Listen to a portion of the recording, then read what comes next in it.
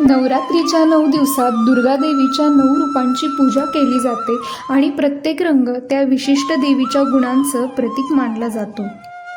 पहिला रंग आहे पांढरा, शैलपुत्री मातेचा. हा शांती आणि शुद्धतेचं प्रतीक मानला जातो. दुसरा रंग आहे लाल, ब्रह्मचारिणी मातेचा. हा शक्ती आणि धैर्याचं प्रतीक मानला जातो. तिसरा रंग आहे शाही निळा. हा आहे चंद्रघंटा मातेचा. हा समृद्धी आणि ऐश्वर्याचं प्रतीक आहे. चौथ्या दिवशीचा रंग आहे पिवळा. हा आहे कुष्मांडा मातेचा. हा आनंद आणि उत्साहाचं प्रतीक आहे. पाचव्या दिवशीचा रंग आहे हिरवा. हा आहे स्कंद मातेचा. हा प्रगती आणि प्रजननाचा प्रतीक मानला जातो. सहाव्या दिवशीचा रंग आहे राखाडी. हा आहे कात्यायनी मातेचा. वाईट शक्तींवर विजय मिळवण्यासाठीचं प्रतीक मानला जातो.